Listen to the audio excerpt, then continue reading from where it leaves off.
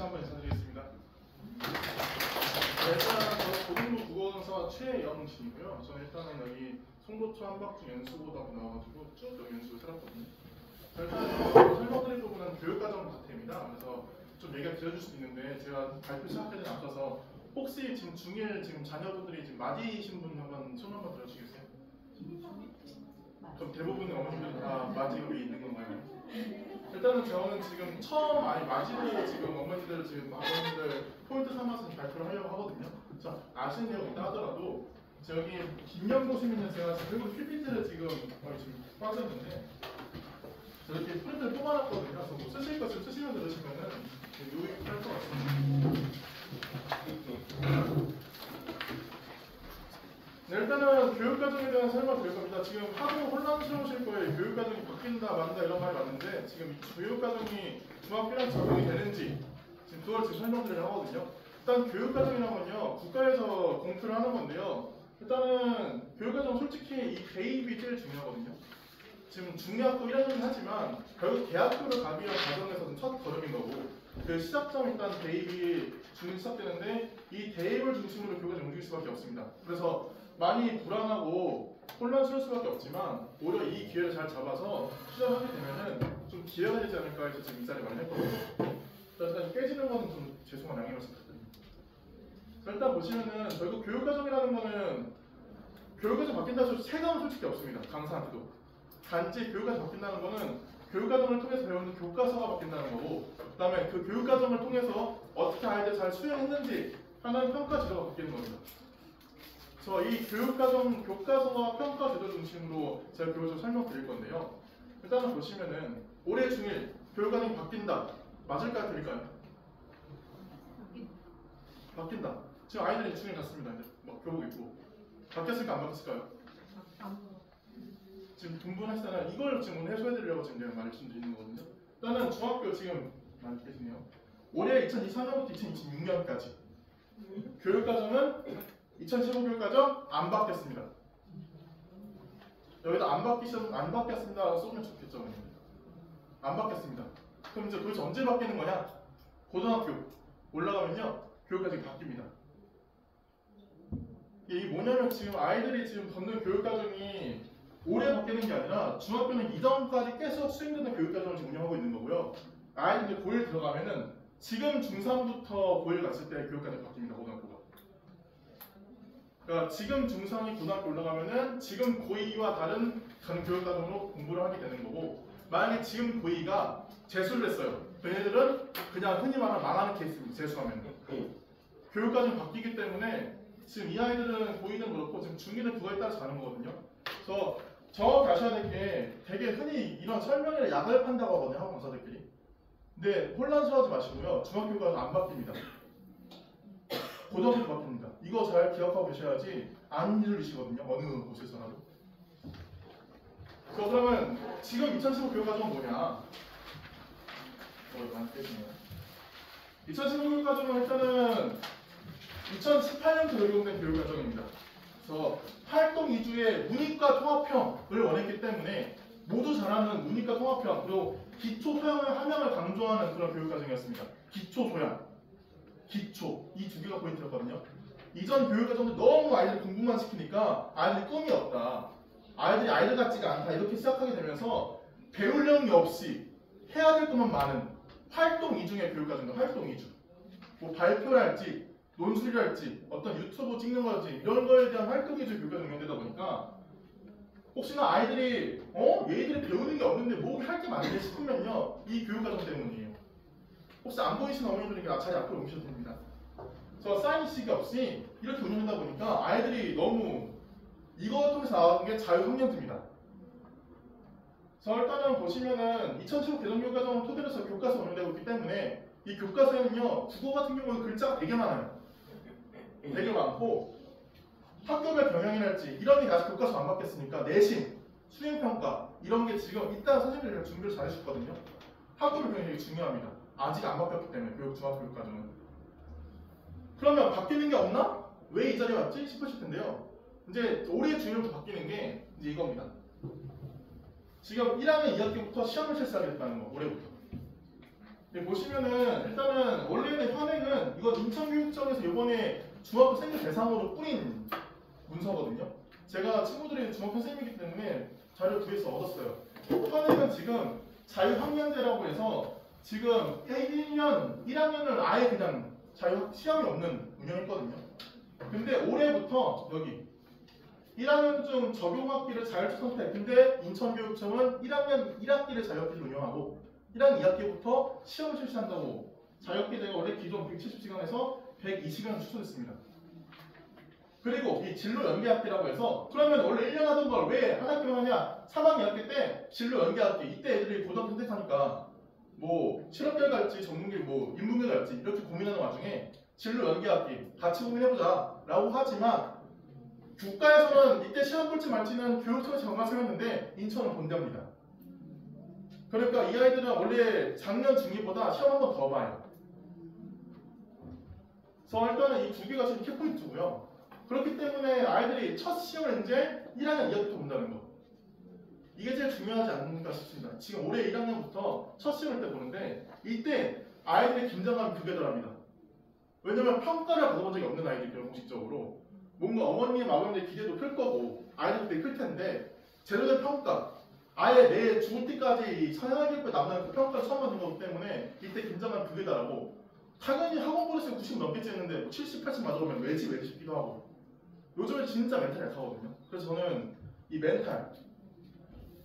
멘탈이 제일 중요하지 않을까 싶습니다. 그래서 일단 이거 관련되기도 일단 수학여행 고생 준비하시다 하니까 도대체 아이들 열심히 준비해도 불안 계획이 커요. 특히 시험 끝나고 시험 못 봤어요 본인이. 그럼 애들이 난리가 나요. 울고불고. 그러니까 거기에서 또 어머니가 아무리 대처하는 것도 되게 중요하고.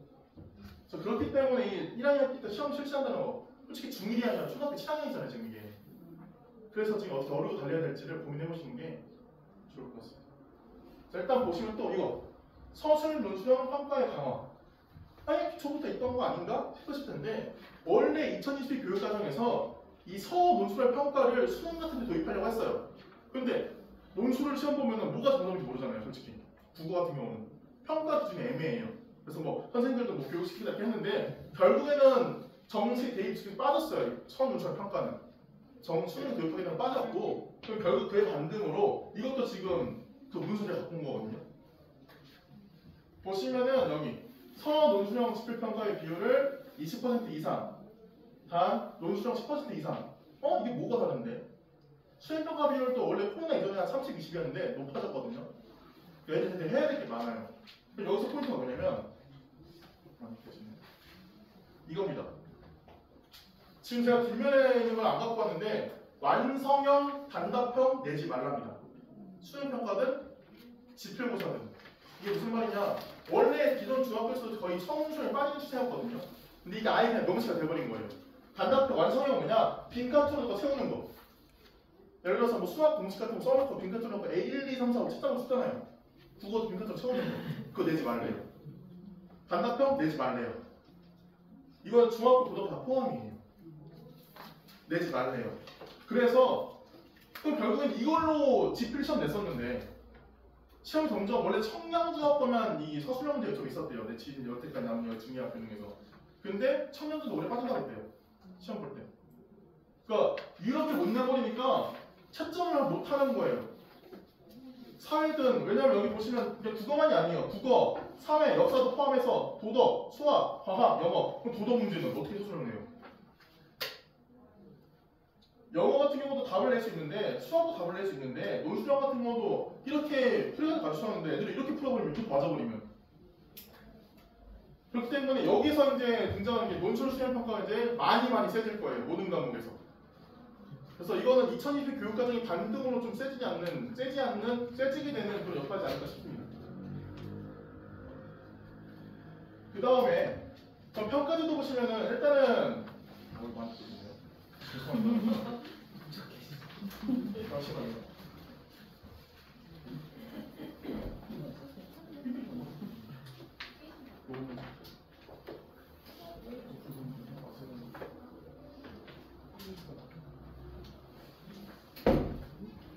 저 원래 10분씩 해봤는데요. 이건 너무 중요해서 좀 길게 할 겁니다. BSM들 모르게 그냥 뭐 하면서 욕하시면 됩니다.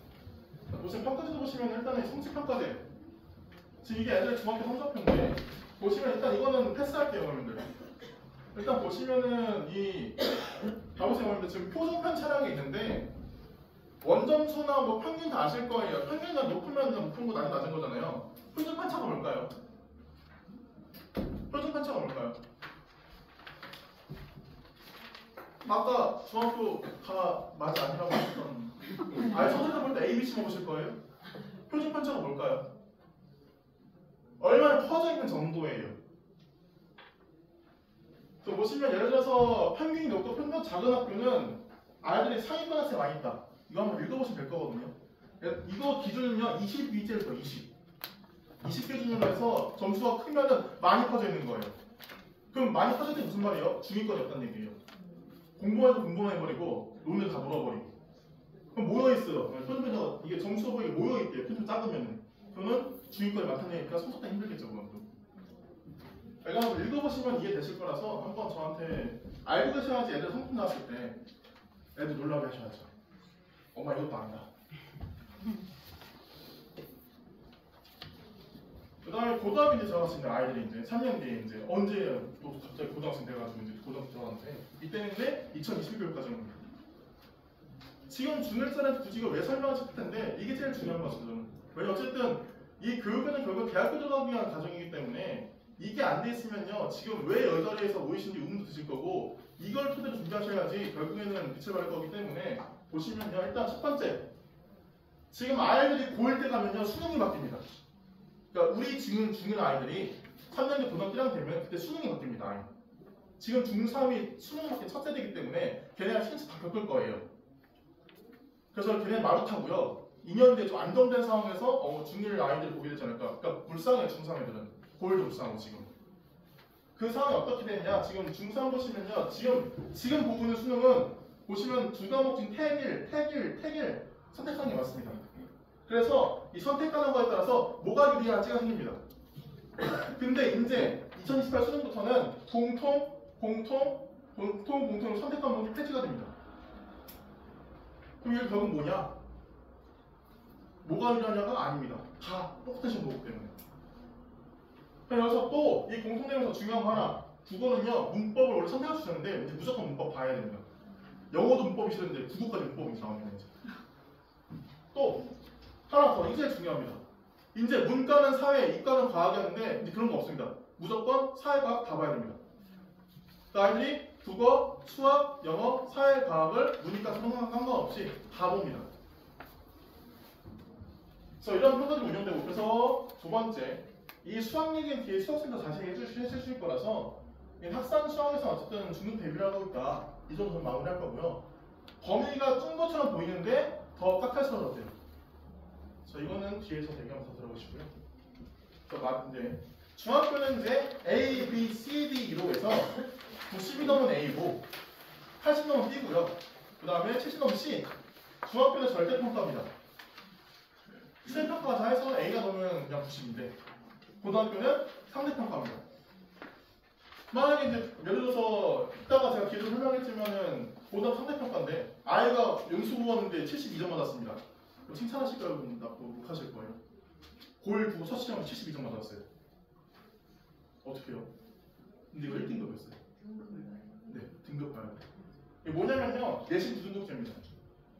보시면 전체 아이들 이렇게 그래프를 만들어서 전체 상위, 예를 들어서 290명 치면은 한 1등급이 12명 정도입니다. 보통 1등급이 어머니들이 하신 인서울대학교고 2등급이 한 인하대에서 약간 서울 요도 대학들이고 3등급이 인천대, 경기도, 4등급부터 강원도, 경기도 외거든요. 그럼 여기서 제 질문. 90 넘은 A였잖아요. 중학교 90 넘은 A는 몇 등급까지일까요? 고등학교 기준하면. 몇 등급까지일 것 같으세요? 4등급까지. 그러니까 A를 맞으면 중학교 때가 잘한다가 아니라 A 맞아 4등급부터 시작하는 거예요. 그래서 이것도 알고 계셔야지 중학교 때 잘해서 그걸로 대학 가는 게 아니잖아요. 그 다음에 내신, 근데 이렇게 구등급제였는데 이제 세 번째. 그러니까 아까 보시면은 아까 수능 수학 바뀐다, 수능 체제 바뀐다. 세 번째가 이제 9등급제가 아니라 내신 5등급제입니다. 9개 나누는 게 아니라 5개 나누는 거예요. 5개로. 자, 보시면은 일단은 이 뷰를 보시면 이제 기존에 4등급까지도요 2등급을 받아버려요. 1등급에서 5등급까지. 이게 지금 아이들 다 성적표거든요. 이제 고등학교 들어가면 밖에 성적표거든요. 이게 10월 말에 공시됐거든요. 보시면은 이렇게 성취도 ABC도 써주고 이제 고등학교에서도 이제 첨단 등급도 써줘요. 이제 바뀐 게 없어요. 솔직히 그냥 ABC 써주는 정도지. 그럼 여기서 포인트 내신 부담이 저하되는 거예요. 원래 9개로 평가받던 애들이 5개로 평가받는 거예요. 근데 여기서 또 하나 보셔야 될 거. 근데 수능은 5등급일까요? 수능은 9등급제예요. 어떻게 해버리냐? 그래서 마지막 문제입니다. 특목 자사고를 쏘님 약간 심화될 거예요. 이 어쩔 수가 없는 게 특목고에서 1등급 받는 애들이랑 저기 그냥 학군 안 좋은 학교에서 1등급 받는 거랑 격차가 컸을 텐데 이제 1등급 폭이 넓어지기 때문에 2등급 폭이 넓어질 거기 때문에 특목 자사고 쏠림이 심화될 거예요. 또 사교육 죽이겠다고 하는 교육과정인데 오히려 더 제가 봤을 때 더 심화됐을 거고 사교육도 난리 날 거예요. 중학교에서. 그 다음에 수능의 최저 등급등 중요도가 더 강화돼 버려요. 왜냐? 내신이 부담이 저하되니까 대학교 입장에서는 내신은 5개로 구분되는데 수능은 더 자세히 9개로 구분돼요. 결국에는 9개로 구분되면서 등급을 주기 때문에 지금부터 올해부터 갑자기 더 많아졌어요. 최저 등급이. 당장 올해부터 많아졌어요. 최저 등급 반영하는 거가. 근데 기본 학교에서는 거의 다 수능을 못 봐주거든요. 아직 내신 공부하는 정착했다고 내신 수업 안 들어버려요. 고등학교 들어가 버리면. 이 수능의 등급이 더 강화되어 있기 때문에 그래서 이게 더 많은 문제가 될 겁니다. 더 생각이 커질 거고. 내신이 부담이 없기 때문에. 대학교에 들어가서도 내신은 변별이 안 되기 때문에. 그래서 모든 걸 소화할 수 있는 수학과 사회와 과학 다 잘할 수 있는 융합형태를 추구하는 교육과정이기 때문에 그래서 입시의 흐름을 잘 파악하시고 그리고 올바른 방향성을 토대로 해서 이 학습 과정을 거치면서 잘 준비하셔야지만 하기 때문에 제가 오늘 이 자리를 만든 거거든요. 선생님들 같이 합쳐서. 그래서 이런 발표를 제가 어머님 아버님 준비했으니까 이제 뒤에 들어 선생님들 얘기 들어보시면서 좀 더 심화시키면 좋을 것 같습니다. 네, 감사합니다.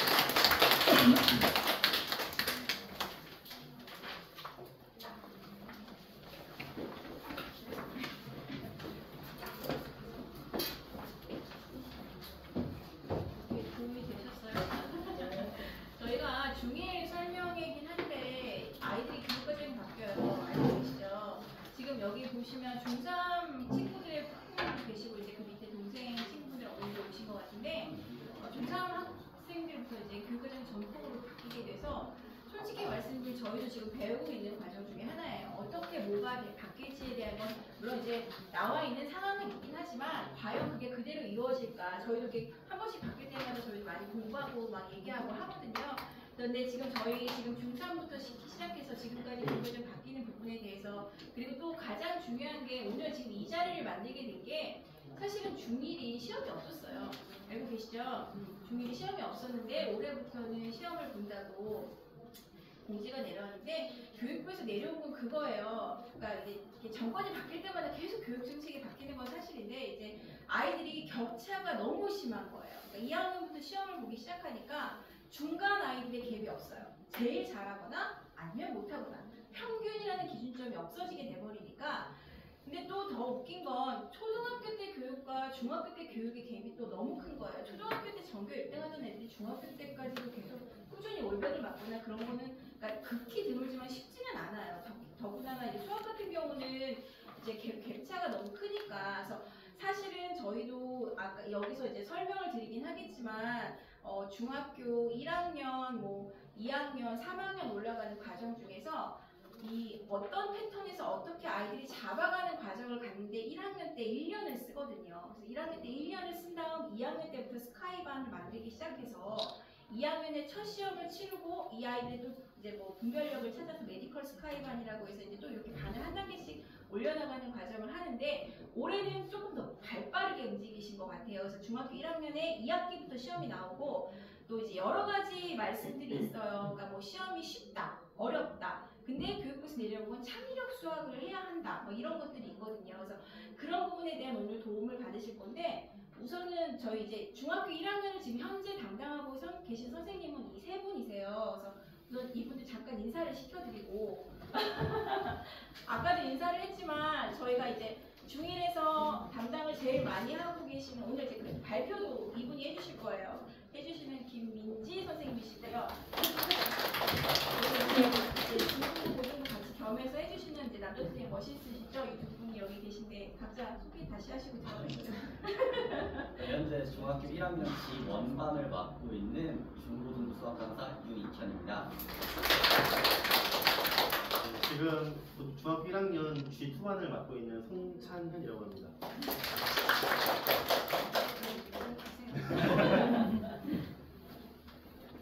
제가 뭐 다른 건 작년에 사실 교육과정 바뀌는 거에 가천대학교 그 강당에서 한번 교육과정 바뀌는 부분에 대해서 설명회를 간단히 진행을 했었어요. 그래서 그때 오셨던 분들도 계시고 그다음에 또 오늘 이제 처음 뵈는 분 혹시 자녀가 첫째이신 학부모님 계신가요? 네. 아무래도 기대감이 되게 많으실 거예요. 첫째이고, 첫 중학교이고, 첫 입시이고, 첫 시험이라서 엄청난 많은 기대를 하실 거예요. 근데 저희 학원에 보내신 이상은 영어, 수학은 뭐 단연코 점수가 잘 나올 수 있게 저희가 지도를 할 거고요. 저희는 이제 영어, 수학뿐만 아니라 아이들 학습 태도나 그리고 이제 뭐 물론 제가 스카이반을 그렇게 관리하고 있어서 말씀드리는 게 아니라 저희 선생님들이 다른 과목도 아이들이 외우는 걸 많이 못해요. 역사나 과학이나 이런 부분에서 점수가 영수에는 올백을 맞아버리는데 거기서 점수가 확 떨어져 버리고 이런 갭이 생기거든요. 그래서 그런 부분을 1학년 때는 잡아가는 과정을 아마 잡아주실 거예요, 선생님들께서. 그래서 뭐 전에도 뭐 입시과정 설명했지만 뭐 교육과정이 바뀌니까 9등급에서 5등급제는 하도 많이 들으셔서 아시죠. 그러다 보니까 그럼 우리 특목이 유리한 거 아니야? 요즘 특목이 너무 많이 뜨고 있어요. 그래서 저희가 지금 인천에서 갈 수 있는 특목고는 전에도 말씀드렸지만 과고, 국제고, 미추홀외고, 포스코고, 한일고 요 정도 있어요. 근데 뭐 우리 애가 특목을 특히 뭐 자사고를 특별히 생각하나 이렇게 말씀하실 수도 있는데 사실은 작년에 저희가 스카이반 아이들도요. 제가 3년 동안 가르치면서 모아서 스카이반을 만들었는데 작년에 메디컬이 없었어요. 근데 만들었는데 이 아이들이 특목 저는 관심 없어요. 전 안 할 거예요 하다가 결국 막판에 미추홀외고 가고 국제고 쓰고 있어요. 사실은 특목고등학교 뭐 국제고랑 미추홀외고를 제일 많이 쓰는데 모든 게 다 붙었어요. 1차에는 다 붙었는데 마지막에 면접 준비를 철저히 하지 않아서 떨어진 친구들이 많고요. 작년 성과를 말씀드리면 미추홀외고 2명 붙었거든요. 그러니까 이 친구들도 미추홀외고를 미리 준비했으면 저희가 확실하게 붙일 수 있었는데 제가 가라 해도 어차피 특목 가서는 바닥일 텐데요. 이런 기준을 좀 갖고 있더라고요. 그래서 제 생각은 그렇습니다. 아직은 아이들이 어떤 방향성을 가질지 몰라요. 그렇지만 저희가 내신에 대한 거는 퀄리티를 굉장히 높게 잡아서 이 특목을 만들 수 있게끔 준비를 할 거예요. 그리고 지금 1학년이기 때문에 오히려 이 아이들한테는 무궁무진한 발전 가능성이 있거든요. 그래서 이번 시험을 치르고 그 다음에 이제 또 2학년 들어갈 때 반 변동하면서 이제 이 부분에 관련된 거는 그때도 이제 저번에 12월에도 다 말씀드렸지만 그때 다시 한번 이게 얘기를 하게 되면 굉장히 길어서 다시 한번 자리를 마련하고 다시 말씀드릴 거고요. 저희가 지금 이루어지고 있는 거는 1학년 때는 언니 뭐 상중하 이런 개별이 크게 없어요. 왜냐하면 초등학교 때 난 수학을 못했어. 근데 중학교 때 잘하는 친구가 있고요. 난 초등학교 때 수학을 너무 잘했어. 근데 중학교 때 수학을 못하는 친구들이 있어요. 이게 뭐냐면 사고력의 차이기도 하지만 초등학교 때는 연산이거든요. 그러니까 단순 뭐 서술형이 나왔어, 뭐 문장제 문제가 있어라고 하지만 연산 위주의 수학인데 중학교는 고등학교를 가지게 하는 격식인데 사실은 중학교 수학도 연산이에요. 어떻게 보면 굉장히 심플하고 간단한데 이 아이들이 갑자기 미지수라는 개념과 어려운 단어들과 막 알파벳이 막 문자로 나와버리니까 아이들이 순간 정신을 놔버리는 문제가 발생하거든요. 근데 그래서 그 1년 동안 저희가 잡아서 아이들이 어떻게 진행을 하는가를 보고 반을 만들어요. 그래서 뭐 선행하고 스카이반, 뭐 메디컬 스카이반, 그리고 메디컬 스카이반은 사실은 의대를 좀 많이 늘린다는 얘기 들으셨죠? 지금 뭐 문제도 많고 얘기하는데 그리고 또 올해 저희가 의대 성과가 조금 있긴 해요. 그러니까 혹시 홈페이지나 보셨죠? 여기 학원 밖에도 뭐 붙여놨는데 의대를 준비하지 않고 그냥 공부했던 친구들임에도 불구하고 의대를 보내는 성과들을 보이고 나서 우리 아이도 충분히 할 수 있겠다. 차라리 그러면 중학교 때부터 해서 끌어올리면 이게 레벨이 가능하겠는데 라고 해서 메디컬을 만들기 시작했고요. 그래서 메디컬을 만들다 보니까 이제 과학의 문제점이 발생한 거예요. 그러니까 사실은 중학교 2학년 때 저희가 스카이반을 관리하면 저는 전 과목을 모두 다 관리했거든요. 그러니까 모두 다 아이들이 스케줄러를 풀어서 매일매일 자기 전에 저에게 스케줄러를 보내요. 그런데 문제가 뭐냐면 제가 아까도 말씀드렸지만 역사랑 과학을 제가 남겨서 막 같이 교과서를 외우고 하는데도 이걸 해보지 않았던 친구들이니까 이거에 대한 문제점이 너무 많이 생겨서 아무리 점수를 100을 쳐놔봐야 역사 과학에서 점수가 확 떨어져 버리는 거예요. 그런 문제점이 발생하는데 더군다나 그러니까 의대 쪽은 과학이 중요하잖아요. 그러니까 그거를 미리 지금 좀 쳐놓자 해서 사실은 지금 과학 선생님이 계시긴 하지만 과학 선생님 수업은 현재 스카이반에서 이루어지고 있어요. 스카이반 아이들만, 중3 아이들만 이루어지고 있고요. 그래서 저희가 진행되는 거는 고1 기본이나 고1 운영이나 고2 기본이나 이런 식으로 중등 최종 단계가 이루어지는데 어머님들 이렇게 생각하실 거예요. 아유 우리 애 이제 제가 제일 많이 듣는 얘기가 그거예요. 아니 내신도 못하는데 무슨 고등부 내용을 해요. 내신도 못 따라가는데 고등부 내용을 어떻게 따라가요? 라고 얘기하는데요. 맞아요 언니 고등부 내용 못 따라가요. 아이들한테 고1 내신을 저희는 중학교 2학년 때부터 하거든요. 무슨 말인지 하나도 몰라요. 근데 단편적으로 이렇게 생각해 주시면 좋겠어요. 중2에 단당식이 나와요. 중3에 곱셈공식이 나오거든요. 중3 곱셈공식은 5가지예요. 그런데 고1 곱셈공식은 14가지예요. 그러면 저희가 이 아이들을 데리고 고1 내용을 모른다고 해도 고1의 14개의 곱셈공식의 응용을 가르친다고 치면 중3에서 서술형 문제가 나왔을 때 변형한다고 치환한다고 하거든요. 치환하지 않아도 문제를 풀 수 있어요. 그래서 오히려 아이들한테 문제감의 속도나 그 다음에 문제를 발견해서 확인하는 그 습관이 굉장히 높아져요. 그리고 고등학교 1학년 내용은요, 고등학교 2학년 내용은요, 저희도 공부해요. 어려워요. 그래서 한 번 안 돼요. 2번 안 돼요. 계속해서 연차적으로 반복해야지만 아이들한테 되거든요.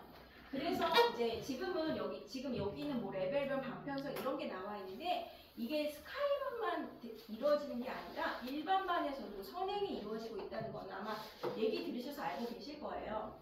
그리고 개정교육과정 이제 2022년 이제 중3부터 바뀌는 개정교육과정에 대해서 이제 고등부 내용이에요. 아직 먼 얘기인데 이걸 왜 얘기하나 이렇게 생각하실 거예요. 근데 먼 얘기가 아니거든요. 여기 보시면 저희가 수학과만 이렇게 프린트를 만들어 드렸어요. 그러니까 자세한 건 아니지만 혹시라도 아이들이 첫째이신 분들은 어머님들이 잘 모르실까봐 이렇게 만들어 드렸는데 여기 보시면 수학과 교육과정에서 교과과정 바뀌는 내용들이 이렇게 나와 있는데 사실 언니 이거 보셔도요 하나도 바뀐 건 없어요. 순서만 바뀌었고요.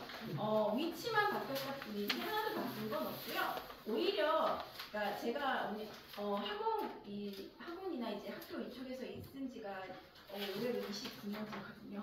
나이가 좀 많아요. 29년째인데요. 해를 거듭할수록 제가 느끼는 건데 너무너무 어려운 부분은 계속 빼시더라고요.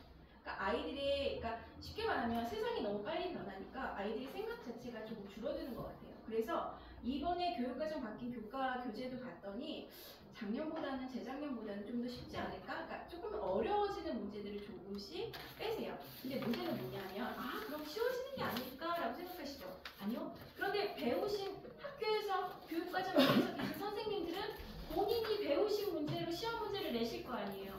그러면 우리는 아이들은 쉬운 책이 쉽게 배웠지만 문제 자체는 쉽지 않다는 거죠.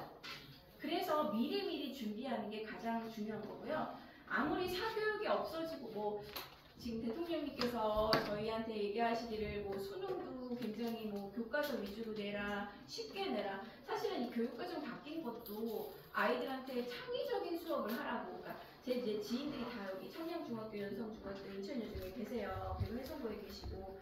그러면 그 공문이 내려온 걸 보면 창의적인 수업을 하래요. 그런데 선생님들 자체도 창의적인 수학 수업이 뭔지를 모르세요. 대신에 시험 자체는 조금 쉽게 내라, 서술형을 빼라라고 하지만 창의적인 수업이 뭔지 자체를 모르시는 분들한테 그리고 그게 뭔지를 모르는 아이들한테 창의적인 수업을 하라고 얘기를 해요. 그러니까 양면성이 있는 거죠. 사교육을 죽이고 공교육에서 살아남기 위해서 이걸 반대로 하시는데 사실은 어떻게 보면 사교육을 하지 않으면 공교육을 쫓아가지 못하는 일이 발생하게 될 거예요. 그러니까 이거는 저만 느끼는 게 아니라 일선에 계신 학교 선생님도 다 똑같이 얘기하시는 부분들이세요. 그래서 그러니까 저는 솔직히 말하면 저희 학원을 자랑하고 어필하기 위해서 이 자리에 섰어요. 다른 학원 여기 많다고 항상 말씀드려요. 여기 주변에 학원이 진짜 눈만 돌리면 다 학원이죠. 근데 제가 자신 드릴 수 있는 건 저희 원장님이나 이제 실장님이 여기서 선생님들을 뽑으실 때 아이들한테 어떻게 발전 가능성을 주고 어떻게 가르치시냐. 요즘 스펙 안 되시는 선생님들 없어요. 좋은데 명문대 아니신 선생님들 없어요. 아무리 서울대고 아무리 좋은 데라도 아이들한테 가르치고 의욕을 주고 이걸 끌어내지 못하면 아무짝 나만 수업해버리면 끝이잖아요. 그러니까 여기 보내신 이상은 이 모든 교과 과정이나 아니면 이제 반에 대한 이야기나 이런 것들에 대해서 어머님들이 후회하시지 않게 진행하실 거고요. 그래서 오늘은 그러니까 원래 제가 여기 들어오면 안 되는 건데 이런 뭐 스카이반이나 이런 거에 대한 간단히 말씀을 해달라고 하셔가지고 저는 저희 반 애들 지금 시험지 풀고 있는데 여기 내려왔어요. 그래서 항상 제가 부모님들한테 말씀을 드려요. 그러니까 저희 반 아이들한테도 얘기를 해요. 내가 싫거나 학원이 싫으면 다른 학원 가도 돼. 근데 제가 장담 드리는데요. 저희 학원에서 공부하다가 다른 학원 가잖아요. 진짜 길어봐야 3개월 안에 다시 컴백해요. 제가 제 이름을 걸고 장담할 수 있어요. 그러니까 다른 학원에 갔을 때 이만큼의 아이들의 관리와 성적과 이런 게 안 된다는 걸 본인들이 느끼는 거예요. 그러니까 여기 계신 선생님들도 모두 다 그런 마음으로 한 분 한 분 자제분들을 가르치실 거예요. 그러니까 항상 이제 제일 감사하죠. 저희한테 믿고 아이들을 맡겨주셔서. 그래서 그 부분에 정말 감사하게 생각하고 앞으로도 이제 좀 많은 관심 부탁드리고, 그리고 사람이 하는 일이니까 제가 말씀드리지만 사람이 하는 일이니까 좋을 때도 있지만 안 좋을 때도 있어요. 그런데 제가 항상 설명하면 어머님들도 말씀드리는데 나무는 영원히 한 군데 심어야 돼요. 옮기면 상해요. 열매가 안 열린다고 옮겨버리고 꽃이 안 핀다고 뽑아버리면 그 나무는 죽어요.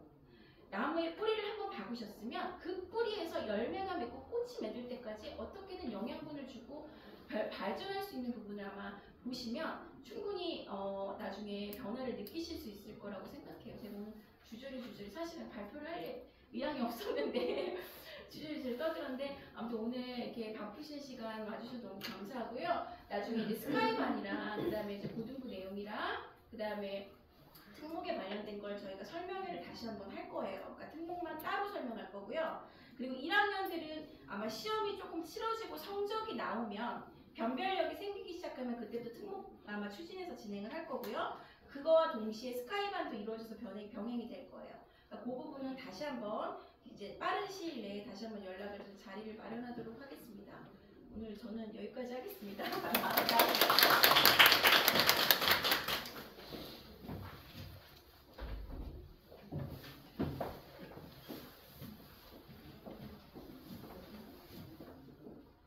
네, 어머님들 좀 어려운 얘기 많이 들으셨죠? 네, 저는 지금 현재 중1 아이들 담당하고 있는 9월부터 담당을 첫 이제 예비 중1 반부터 해서 담당을 하기 시작을 했고요. 일단 앞서서도 계속 말씀을 드렸듯이 일단 가장 큰 이슈는 저희 아이들이 곧 시험을 보게 됐어요. 네, 이게 제일 큰 아마 걱정이실 거라고 저는 생각이 드는데요. 지금 아이들도 수업을 하다 보면 시험에 대해서 궁금증도 많고 어떻게 공부를 해야 되나 저한테 이것저것 질문을 정말 많이 하거든요. 네, 그래서 일단은 저희가 학단에서 어떻게 수업을 이루어지고 있고 앞으로 어떻게 진행을 할 거면 어떻게 2학기 시험을 대비를 할지에 대해서 사실 그런 구체적인 방안이 가장 궁금하실 거라고 생각이 들거든요. 그래서 그 부분에 대해서 저는 조금 더 이제 실무적인 부분에 대해서 말씀을 드리도록 하겠습니다. 네, 일단 저희 연간 커리큘럼인데요. 지금 현재는 중학교 1학년 과정 지금 심화 과정 나가고 있고요. 지금 2학년 1학기 선행 기초 과정 같이 진행하고 있습니다. 네, 선행 기초는 말 그대로 벌써 우리 아이들이 1년씩이나 선행을 하는 게 과연 의미가 있을까라고 생각을 하실 텐데 앞서서 말씀드렸듯이 선행 과정을 통해서 아이들이 조금 더 사고력을 증진시킬 수 있는 그런 단계라고 보시면 되고요. 또 여러 번 반복을 할 수 있는 여유적인 시간을 갖는다라고도 생각해 주시면 좋을 것 같아요. 선행 과정 같은 경우는 선행 기초 과정을 나가고 방학 때 현행 기본 과정 그리고 학기 중에 현행 심화 과정 이렇게 해서 총 저희가 3회독을 하기 위해서 선행 과정을 진행하고 있다 이렇게 생각하시면 됩니다. 근데 중1 같은 경우는 9월부터 개강을 했기 때문에 이미 이제 1학년 1학기 과정 현행 심화 지금 현재 나가고 있는 것도 저랑 9월부터 수업을 한 친구들이라면 벌써 3회독이 진행이 되고 있을 거예요. 지금 그 학생들 같은 경우는 확실히 처음 했을 때랑 두 번째 했을 때랑 세 번째가 반복이 될 때 아이가 쑥쑥 실력이 느는데 라는 걸 확실하게 느껴지실 거라고 저는 믿고 있습니다. 제가 상담을 할 때도 항상 말씀을 드리고 있는데요. 그래서 3회도 기본적으로 들어갈 예정이고요. 네, 조금 더 구체적으로 수업 시간에 어떻게 이루어지고 있는지 일단 관리 방안 말씀드리겠습니다. 네, 일단 첫 번째, 네, 개념 노트 쓰고 있습니다. 어디 가나 다 쓰시죠. 네. 근데 가장 유지하기 힘든 관리법이에요. 네, 저도 10년이 넘었는데, 네, 10년 넘게 강사 생활하면서 이 개념 노트를 꾸준하게 쓰는 게 가장 힘들어요. 아이들이 노트를 안 가져오기도 하고, 또 워낙 글씨를 엉망으로 쓰기도 하고 해서 정리해서 쓰는 게 가장 힘든 부분이 있는데요. 그래서 조금 방법을 아이들 스스로 쓰게끔 좀 노력을 하고는 있는데 조금 어려운 부분이 있어서 책을 그대로 베끼지 않고요. 저도 아이들을 위해서 칠판에 열심히 예쁘게 적습니다. 열심히 예쁘게 요약 정리를 하고 선생님이 예쁘게 적었으니 너희들도 예쁘게 적어보자, 약간 이런 마인드를 심어주면서 개념 노트를 쓰고 있는데요. 네, 지금 1학년 아이들이 지금 여기 왼쪽에 보이시는 거는 지금 현재 최근에 수업한 내용이고요. 네, 이거는 지금 현재 2학년 된 친구가 1학년 2학기 과정, 1학년 2학기 과정은 도형 파트이기 때문에 훨씬 더 개념 노트를 쓸 내용이 많아요. 그래서 사실 이 개념 노트를 쓰는 게 무슨 의미가 있냐 생각하실 텐데, 일단 활용도는 이렇게 아이들에게 얘기를 하고 있어요. 개념 노트는 이제 처음 개념을 배울 때 작성하는 노트이기 때문에 그날 배운 내용을 그날 집에서 숙제를 할 때 노트를 펴놓고 숙제를 해라, 아니면 숙제하기 전에 개념 노트를 한번 읽어보고 숙제를 해라, 이렇게 노트 활용법에 대해서도 하나씩 다 알려주고 있습니다. 아무것도 모르거든요. 1학년 아이들은 아무것도 몰라서 이런 것들까지 지도하고 있고요. 네, 두 번째는 오답 노트입니다. 오답 노트도 마찬가지로 어디 가나 다 써요. 네, 어디 가나 쓰고 당연히 이거 중요하다는 거 어머님들도 다 아실 거라고 저는 생각이 드는데요. 오답 노트도 다양한 방법으로 오답 노트를 작성을 하고 있는데, 일단 제가 현재 1학년 아이들에게 하고 있는 오답 노트 방법이에요. 선생님들별로 오답 노트 작성법은 조금씩 다릅니다. 궁금하신 부분은 이따가 설명회가 끝나고 난 후에 개별적으로 선생님들 상담 이루어질 거니까요. 네, 그때 잠깐만 시간을 조금 더 챙기셔서 말씀 나누고 가셨으면 좋겠어요. 하나하나 아이들 개별 성향에 대해서도 자세하게 말씀을 해주실 것 같거든요. 네, 저도 그 시간 가질 거고요. 지금 현재 1학년 아이들은 오답 노트를 처음 쓰는데 노트에다가 적게 하면 문제도 적어야 되고 그걸 또 다시 풀어야 되고 그러다 보면은 숙제가 양이 너무 많아져서 아이들이 버틸 수가 없어요. 그래서 아이들한테는 꾸준하게 오답 노트는 노트에 적는 거야 라는 걸 계속 인지를 시키면서 일단은 오답 노트를 다루는 방법부터 일단 알자 해서 포스트잇으로 오답을 진행을 하고 있습니다. 문제를 적는 과정을 좀 생략할 수 있는, 시간을 좀 단축할 수 있는 방법으로 제가 사용을 하고 있고요. 대신에 이렇게 오답 노트를 하게 되면 아이들이 정확한 오답 노트법을 익히기가 어려워서 저희가 주에 한 번씩 주간평가 보고 있는데요. 네, 수학을 듣고 계신 분들은 매주 문자 받고 계시죠? 네, 주간평가 보고 나면 저희들 어머님께 문자도 보내드리지만 아이들이 틀린 문제를 이용해서 제가 직접 만든 틀에다가 오답 노트를 적어봐요. 왼쪽에는 문제를 적고 오른쪽에는 직접 풀이를 적는 방법으로 이 방법대로 사실 노트를 작성을 해야 돼서 미리 이렇게 연습을 시키고 있습니다. 그래서 주간평가는 저희가 점수 보내드리면서 재시험에 관련된 말씀도 드리잖아요. 네, 재시험을 보게 되고 또 거기서 통과를 못하면 또 재시험을 보게 되고 해서 될 때까지 아이들이 반복적으로 같은 유형을 계속 틀리기 때문에 시험을 통해서라도 그 유형을 받아들일 수 있게끔 지도를 하고 있습니다. 될 때까지 합니다. 네, 모든 선생님들이 그렇게 철저하게 관리 중에 계세요. 그리고 마지막으로는 앞서서 교육과정 개정에 대해서 말씀을 드릴 때 아마 논서 수령 확대에 대해서 들으셨을 거예요. 네. 고등학교 과정에 서술형이 확대된다라고는 하지만 사실 그거 지금부터 준비해야 되는 부분이고, 또 제가 우연치 않게 이렇게 10년 동안 강사 생활을 하면서 중1 아이들을 꾸준히 자유학기제가 중간고사가 시작되기 전부터 이제 아이들이 당연히 중학교 입학하면은 중간고사를 볼 때부터 1학년 아이들을 계속 담당을 해왔는데 서술형에 대한 중요성은 정말 입이 마르도록 말씀을 드리고 싶어요. 정말 너무 중요한 부분인데요. 제가 그래서 이제 학산에서도 조금 이걸 활용해보고 싶다 해서 이번 겨울방학 특강으로 서술형 특강을 한번 했었어요. 아마 들으신 분들 있으실 텐데 마지막 날 테스트를 보았거든요. 글씨체 너무 예쁘시죠? 너무 잘 쓴 것 같죠, 어머님들? 근데 보시면 굉장히 빨간 펜이 많습니다. 이 빨간 펜이 들어간 이 부분들이 전부 다 감점 요인들입니다. 아이들이 초등과정에서는 근로서술하는 형식의 초등과정 서술형법을 이용을 했다면 중등과정부터는 정확한 수식 기호를 이용해서 풀이과정을 적을 수 있어야 하는데 그런 부분이 사실 조금 부족해요. 그래서 본인들이 그냥 아는 대로 대충대충 이렇게 쓰다 보니까 중간중간 놓치는 포인트들이 많고 그리고 심지어 그게 잘못됐다는 것조차도 아이들이 스스로 인지를 할 수 없거든요. 그래서 일단 시험을 통해서 한번 확인을 해봤는데요. 두 번째 사진은 남학생들입니다. 글씨체만 봐도 보이시죠? 근데 여기에서 중요한 건 남학생들 시험지인데 최고점입니다.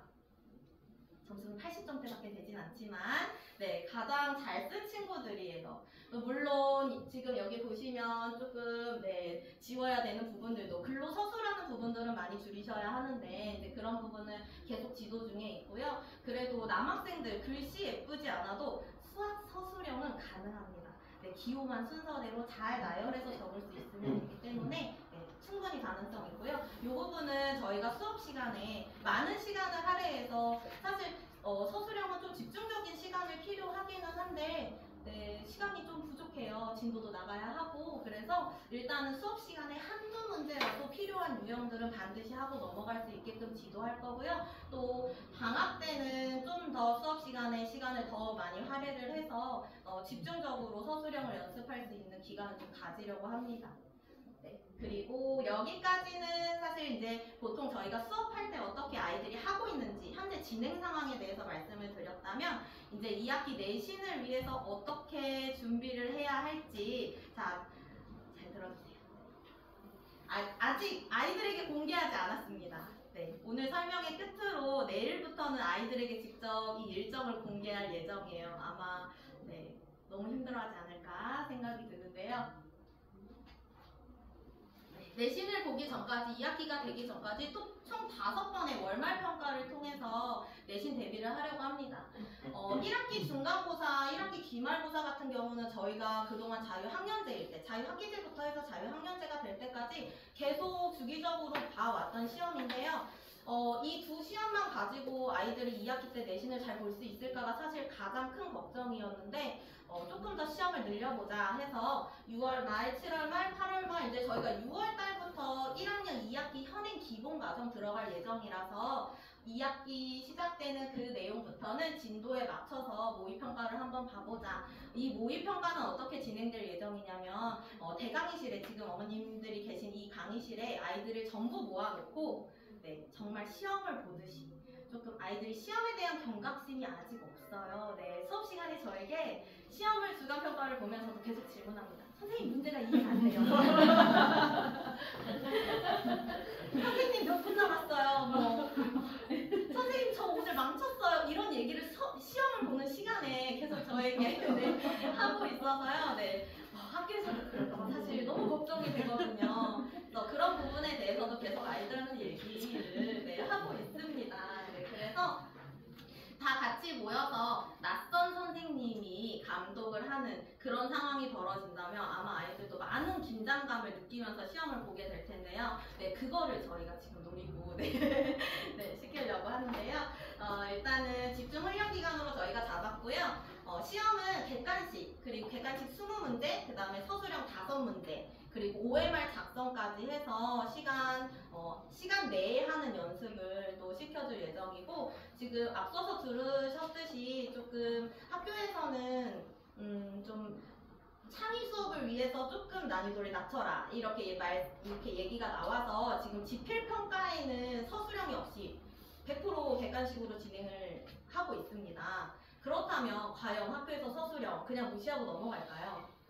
그렇지 않겠죠. 네, 서술형은 아마 수행평가에 서술형 시험을 보게 될 예정이에요. 그래서 서술형을 어떻게 하고 있는지까지 저희가 다 확인을 하기 위해서 서술형도 같이 시험을 볼 거고, 앞서서 그 서술형 시험지 보셨듯이 그렇게 감점이 들어갈 예정입니다.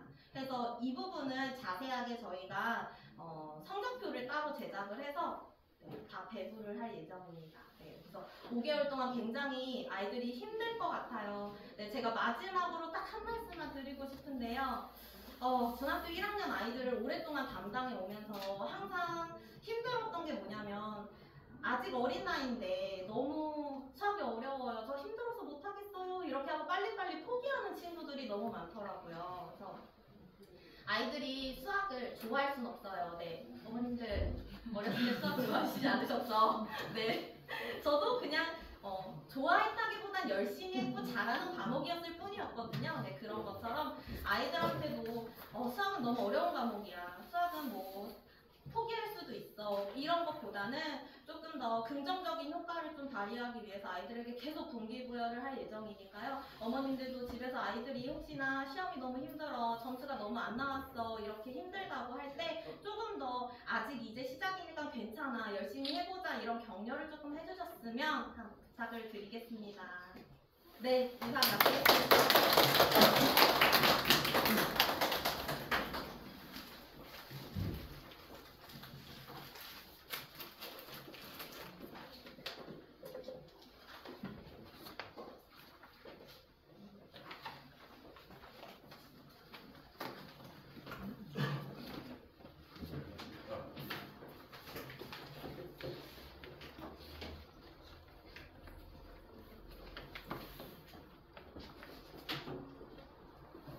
예, 안녕하십니까. 학사학원에서 영어과 담당하고 있는 최창영이라고 합니다.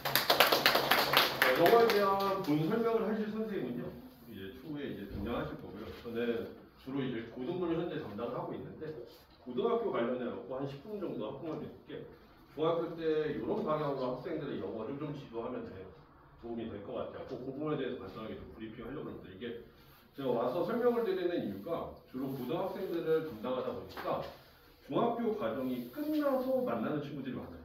그럼 이제 중학교 시절을 좀 아쉽게 보내다 보니까 이제 고등학교 와서 본인이 이제 좀 공부를 해봐야지 하는 생각을 갖는 친구들이 많은데, 현실적인 벽에 생각보다 상당히 많이 부딪히더라고요. 그런 학생들에게 조금이라도 도움이 되고 학부모님들께 좋은 정보를 좀 전달해주기 위해서 이제 썼습니다. 이번 2024학년도 기준이었고 제가 가르친 학생들에 대한 대입 결과인데요. 앞에서 설명한 선생이 어떤 정도의 능력을 가지고 있는지 보이는데 아셔야지 좀 신뢰감이 생길 것 같았고 자랑차 넣어놨습니다. 예. 본격적으로 설명해드리겠습니다. 그리고 참고로 저도 이번에 제 자녀가 중학교 1학년 연속중학교에 들어갔거든요. 그러니까 이제 부모님들과 좀 더 같은 마음으로 도움을 드릴 수 있도록 설명하겠습니다. 일단 학생들이 영어를 공부해야 하는 이유에서부터 한번 시작을 해보도록 할게요. 뭐 당연한 얘기겠지만 외국인들과의 능숙한 대화를 하기 위해서 이 아이들이 지금 영어 공부를 하는 건 아닐 거예요. 아니면은 국어나 영어라는 학문에 대해서 관심이 있어서 하는 것도 아닐 거고요. 부모님들도 아마 동의하실 텐데 이 아이들이 지금 영어를 공부하는 이유는 좋은 대학을 들어가기 위해서입니다. 그러면은 얘기는 상당히 간단해지는데, 좋은 대학을 들어가기 위해서는 어떻게 해야 되느냐? 당연히 좋은 대학을 들어가기 위한 입시 전략이 필요합니다. 그 과정에서 이제 학생들은 중학교 1학년, 2학년, 중학교 과정을 거치고 이제 고등학교 과정으로 넘어갈 건데, 여기서 좀 학부모님들이 좀 생각을 하시고 주의하셔야 되는 부분이 있거든요. 일단 성적 산출에서 중등과 고등에 대한 차이점을 먼저 말씀을 드릴게요. 이제 우리 학생들이 중학교 1학년을 지금 이제 입학을 했고요. 올해부터 이제 자율 학기제로 시행이 되다 보니까 대부분의 학생들이 이제 2학기 때 내신 시험을 처음으로 보게 될 건데, 너무 걱정 안 하셔도 됩니다. 일단 그 중학교 내신 시험은 설계상 30에서 40%의 학생들이 90에서 100점을 맞게끔 설계가 되어 있는 시험이에요. 그러니까 30명을 기준으로 해갖고 한 반에 9에서 12명까지는 90점 이상을 받는다는 얘기입니다. 아마 시험 성적 보시면 많이 놀라실 거예요. 우리 아이가 이렇게까지 영어를 잘하나 하고. 근데 문제는 아까도 말씀드렸지만은 좋은 대학으로의 연관성을 봐야 되는데 중학교 성적이 대학에 반영이 될까요? 고등학교 성적이 반영이 될까요? 당연히 고등학교 성적이 반영이 되겠죠. 그럼 실질적으로 고등학교 성적을 어떻게 산출하느냐? 어머님들, 아버님들 다 이번에 5등급제로 바뀌신 건 아시죠? 네. 그랬을 때 글로부터 말씀을 드릴게요. 기존에 30에서 40%인 학생들이 90에서 100점을 받았다 그랬잖아요. 이 아이들이 이제 꽤 영어를 잘하는 학생으로 이제 취급을 받을 거란 말이죠. 이 학생들이 고등학교 올라왔을 때 상위 10%가 1등급을 받게 됩니다. 현재는 9등급제, 현재 중학교 3학년부터 5등급제로 바뀌는데 현재 9등급제 기준으로 하면은 1등급부터 4등급, 1%부터 해갖고 4%까지가 1등급, 그 다음에 11%까지가 2등급인데 솔직히 말씀드리면은 학부모님들이 한 번 정도는 들어갔을 대학 마지노선은 저는 사실 2등급이라고 생각합니다. 그 얘기는 현재 9등급제 기준으로 해갖고 11%까지가 2등급을 차지하는데 여기 보시면 알겠지만은 이제 10%의 학생들이 1등급을 하게 돼요. 그 얘기 뭐냐? 여기에서 두세 명은 어쩔 수 없이 2등급 밖으로 떨어진다는 얘기고 이 학생들이 좋은 대학을 가는 데 있어갖고 영어가 크게 메리트로 작용하지 않을 가능성이 높다는 거예요. 학부모님들이 오늘 이 자리를 떠나실 때 이거 하나 기억하시면 돼요. 우리 자녀들을 고등학교 들어갔을 때 상위 10% 1등급을 맞추는 게 일단 가장 키워드가 됩니다. 그러면 그 키워드를 만드는 데 있어 맞추는 데 있어갖고 좀 더 구체적인 부분을 말씀을 좀 드리도록 할게요. 어디에 포커스를 맞춰야 되느냐? 보이시나요? 이게 실제로 중학교 요번에 중3 연수구 관내에 있는 모모 중학교에서 지금 시험 문제로 출제가 된 1번 문제입니다. 가장 쉬운 문제겠죠. 보통 중학교 시험 범위는 교과서 두 단어, 그러니까 두 지문이 들어간다고 생각하시면 되고요. 그 다음에 대화문 그리고 한 지문당 핵심 문법이 2개가 들어가 있어갖고 총 4개의 문법이 적용이 돼서 최종적으로 이러한 시험 문제가 도출이 됩니다. 보시면 아시겠지만은 한 문장이 한 5에서 8단어로 이루어져 있는 상당히 중3 수준임에도 불구하고 상당히 난이도가 높지 않은 시험 문제가 출제가 돼요. 이게 뭘 의미하느냐? 지문 2개, 대화문 문법 4개가 들어가고 문법을 활용한 서술형이 들어간다는 얘기는 아이들이 암기로 커버가 된다는 얘기예요. 그래서 아까 전에 30에서 40%의 학생들이 A등급을 받는 겁니다. 근데 이 아이들이 정확하게 3개월 후에 만나게 되는 시험 문제가 이렇거든요. 지금 잘 안 보이시겠지만은 일단 기본적으로 문장 길이나 단어의 수준이 천지 차이가 납니다. 더 깜짝 놀랄 일은 시험법인데 아까 전에 지문 2개가 시험법이라고 했잖아요. 바로 지문 60개가 시험법이에요. 고등학교 1학년. 그러니까 한 지문당 한 문제씩 총 30에서 35문제가 출제가 되니까 중학교 때 암기술로 공부하던 아이들이 여기하고 다 깨져나가요. 문법 활용하고 서술을 연습했던 친구들이 여기서 다 깨져나가요. 왜? 고등학교 시험 문제는 문법과 관련한 서술형이 아니라 그 글의 주제, 자신의 생각, 그 다음에 내용, 추론 이런 게 서술형으로 나오고 문법도 4개가 아니라 모든 문법이 포괄적으로 나옵니다. 그러다 보니까 여기에서 암기식으로 공부하던 아이들이 여기서 다 깨져나가고 그 30에서 40% A등급 맞다는 중에서 20, 30%가 그냥 와장창 떨어지는 거예요. 이건 어쩔 수 없이 시스템상으로 그렇게 될 수밖에 없습니다. 그러니까 이런 거에 대한 대비가 상당히 필요하거든요. 그러니까 결국은 핵심은 뭐냐? 중학교에서 이 아이들이 3년 동안 90점을 받고 A등급을 유지하는 거 물론 당연히 성적이 나오면 기쁜 일이지만 그게 핵심이 아니라 그럼 어떤 게 핵심이냐? 이 아이들이 중학교 3학년 동안 1000일이 넘는 시간이 이제 주어지거든요. 그 1000일이 넘는 시간 동안 고등학교에서 상위 10% 1등급을 받을 수 있는 능력을 어떻게 만들고 얼마 정도 쌓아주느냐? 그게 결국엔 핵심입니다. 그러니까 어제 학부모님들한테 아까도 당부드렸지만은 머릿속에 어떻게 하면 내 아이가 상위 10% 1등급을 안정적으로 받을 수 있을지 그거에 대한 시도 방법을 지도 계획을 계속하고 꾸준히 확립을 하셔야지 고등학교 올라가고 충분히 버텨낼 수 있습니다. 그 외적인 이제 어떻게 만들어가고 어떻게 쌓아가고 학원과 관련한 내용은 아마 영어과 중학교 선생님이 이제 나오셔갖고 이제 구체적으로 얘기를 해주실 거고요.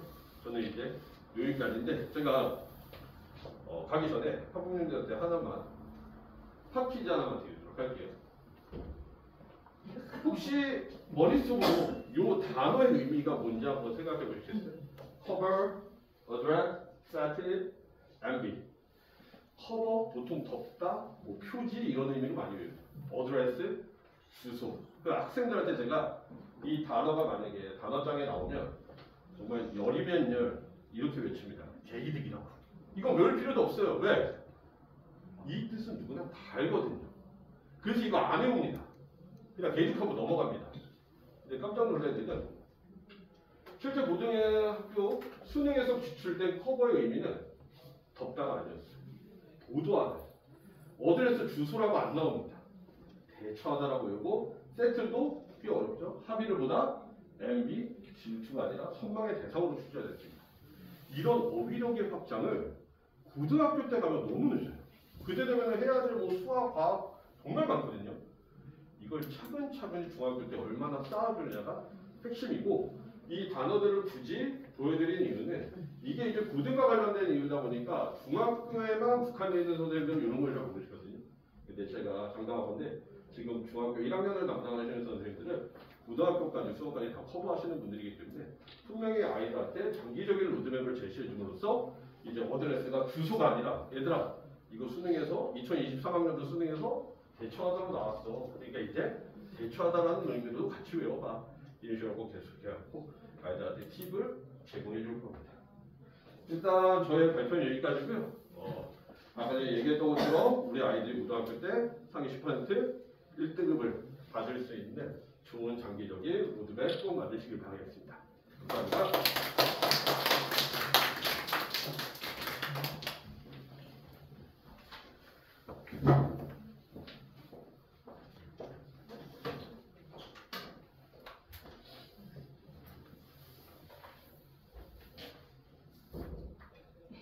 네, 안녕하세요. 영어과 발표 맡게 된 김한별이라고 합니다. 자, 먼저 시간이 조금 딜레이돼서 조금 말이 빨라지더라도 조금 양해 부탁드릴게요. 네. 먼저 가볍게 우리 중1 담당하고 있는 선생님들 세 분 소개 간략하게 하고 넘어가겠습니다.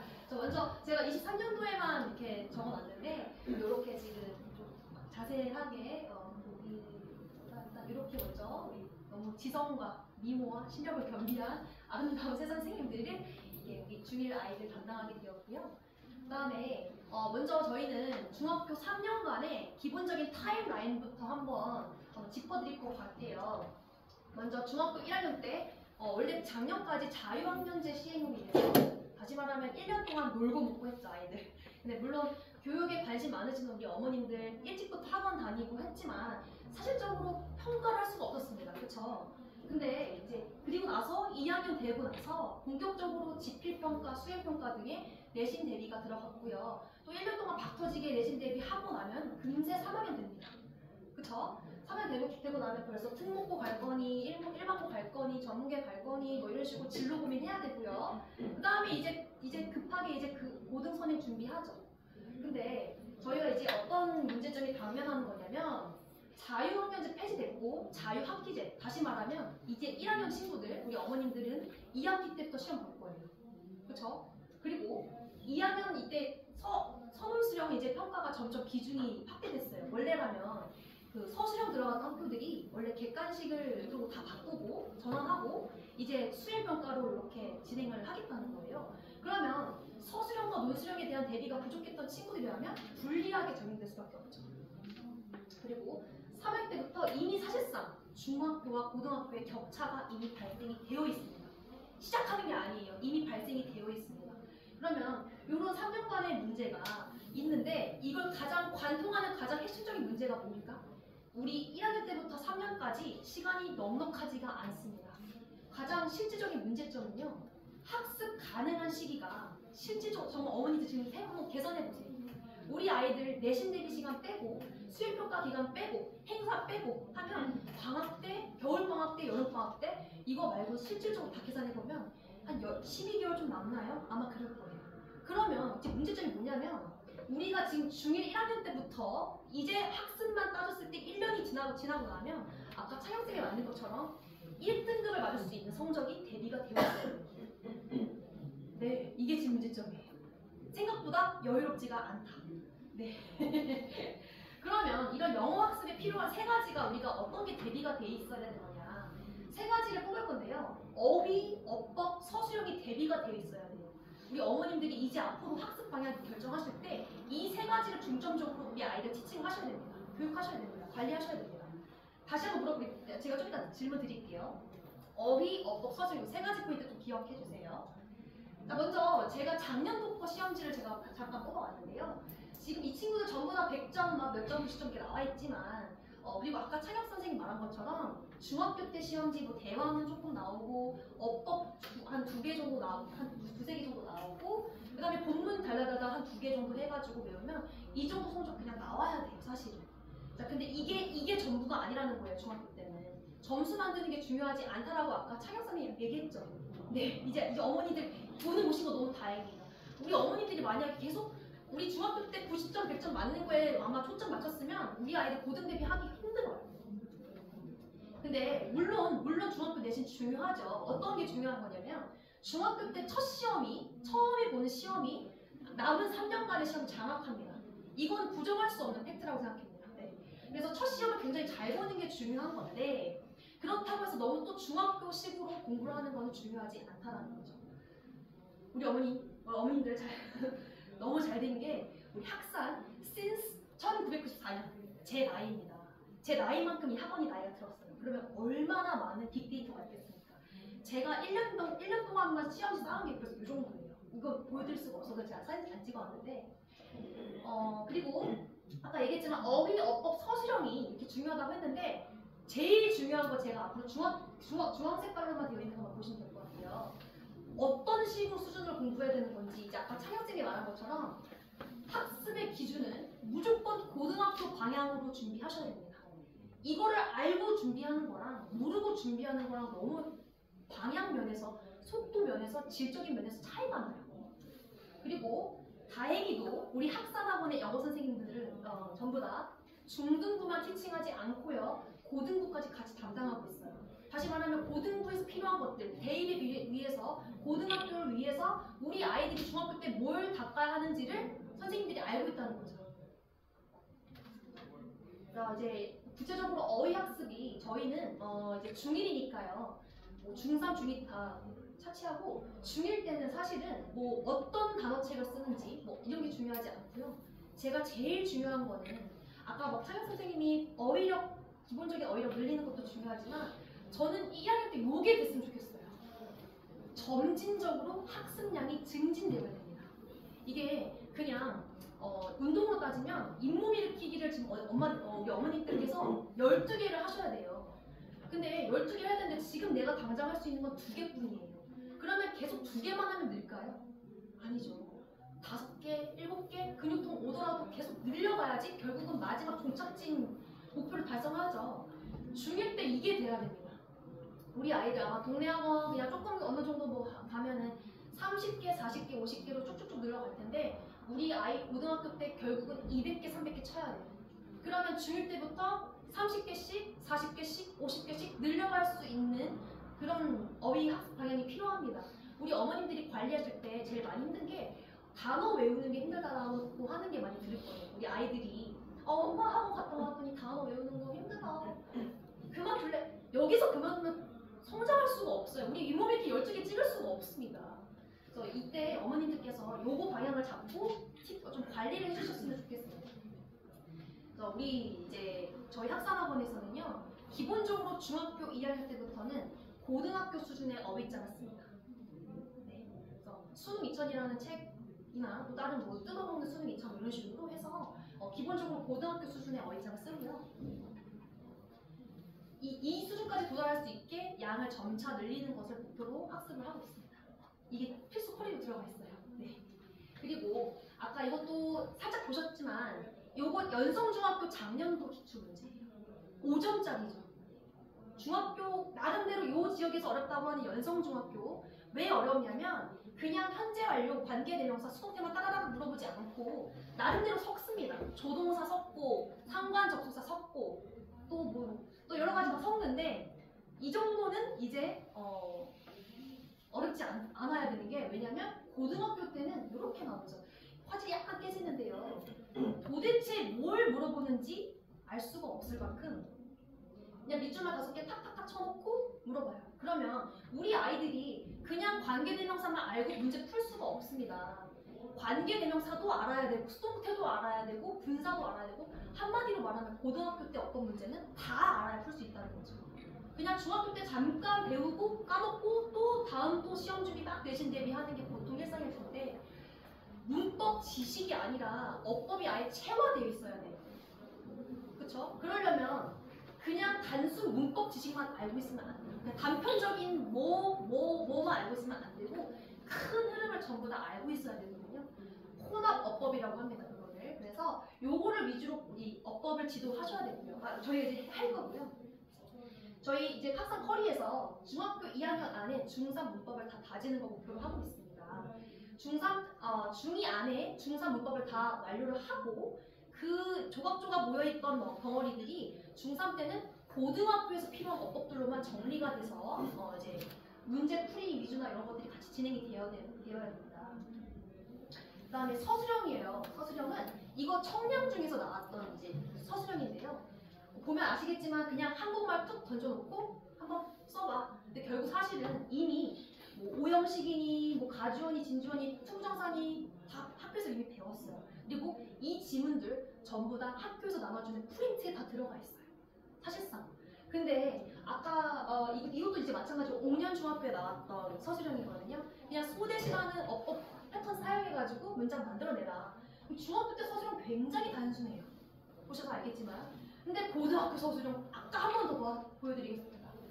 요 긴 지문을 읽어내고 여기 들어갈 요약문 추론해서 단어들 몇 안 되는 거 조건 이용해서 만들어야 돼요. 그러면 중1부터 고1까지 이 3년 안에 이 간극을 메꿔야 되는데 이게 단순하게 우리 아이들이 갑자기 이렇게 될 수 있지 않죠. 그러면 중학교 1학년 때부터 서술형으로 필수로 들어가야 됩니다. 네, 여기 없으면 이제 안 되겠죠. 왜냐하면 수행평가에도 점점 확대가 될 예정이니까요.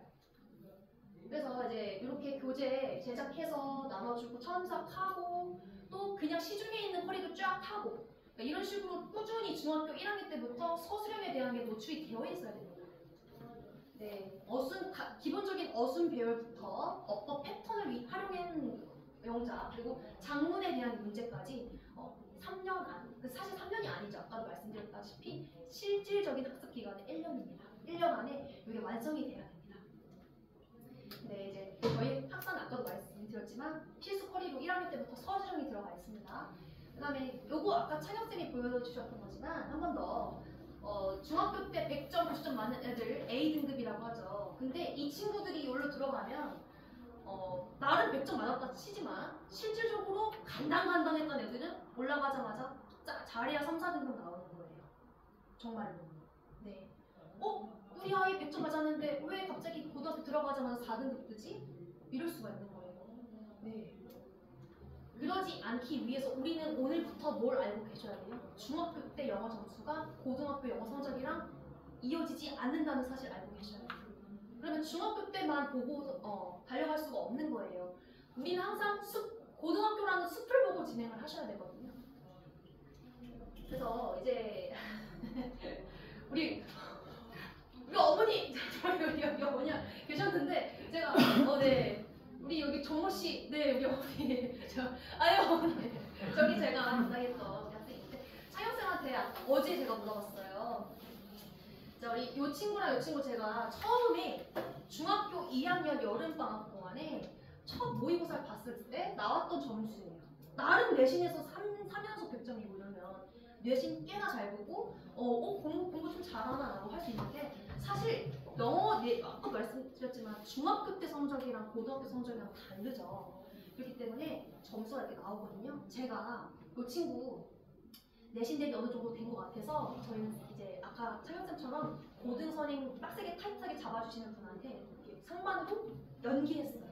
그래서 이 친구가 제가 어제 물어봤습니다. 어제 차경쌤한테 선생님 제가 이렇게 했던 그 정 학생 몇 등급 나왔나 했더니 최근에 2등급 나왔다고 하는 거예요.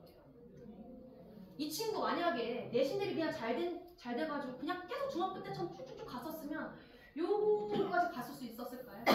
아니에요. 이 친구는 내신 대비 이렇게 완성돼 있으면 빨리빨리 고등 준비까지 빨리 쳐야 돼요. 그래서 이렇게 같은 중등부 안에서도 중등과 고등 선행을 위해서 이렇게 학습이 연계되어 있거든요. 그러면 체계적인 고등 선행 및 장기적인 로드맵이 제시가 가능하겠죠. 그래서 저희는 다시 한번 말씀드리지만 이 중학교 때 1, 2, 3학년 이 타임라인대로 가지 않고 저희는 중학교 1학년 때 영어 학습 근육 만드는 거에 초점을 줄 거고 2학년 때 안에 이미 서술형과 문법을 완성시키는 거 목표로 갈 겁니다. 그래서 고등 선행을 최대한 일찍 할 수 있게끔 영어가 중학교 때 어느 정도 끝나고 올라갈 수 있게끔 하는 것이 학산 영어의 목표고요. 자, 그래서 이때 3학년 때 격차가 이미 완성된 채로 올라가지 않고 격차가 최소화돼 아니면 오히려 상위권으로 도전할 수 있을 만큼 고등선에 완벽하게 대비하는 것으로 목표를 담고 있습니다. 그래서 필요한 것만 빠르게 탄탄하게 이렇게 정리를 해서 넘어갈 거고요. 마지막으로 한 페이지 정리하고 이제 발표 마무리하겠습니다. Kill two birds with one stone. 우리 한국말로 하면은 일석이조라고 하죠. 하나의 돌, 즉 학산학원의 관리로 2개의 새 중등 내신과 고등 대비를 완벽하게 잡아버리겠습니다. 이렇게 학산학원이요.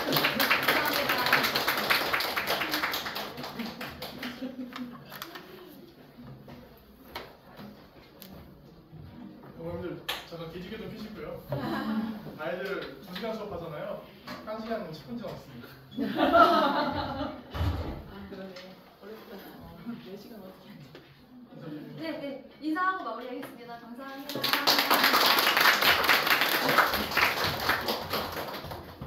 네, 거의 끝나가네요. 아무도 안 해요.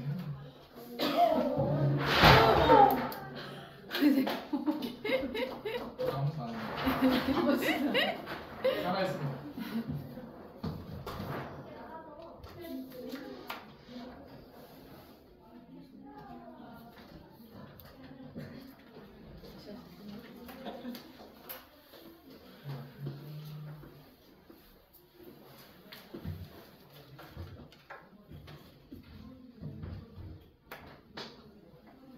다시 등장했습니다.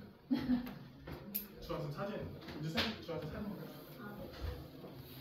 일단은 다시 한번 저는 고등부 국어 강사지만 제가 학산에서 3년 전에 국어 처음 열면서 이제 중등부까지 확장을 했거든요. 자, 일단은 어머님들이 지금 저희가 중일국어 열고 있진 않은데 문의가 많이 들어오시나 봐요. 그래서 일단 그거 설명 좀 드리려고 고등국어 설명한 다음에 또 마찬가지로 중등국어 설명하고 그냥 끝납니다. 어머님들. 좀만 참으시면요. 애들 딱 하루 수업 끝나는 거니까요.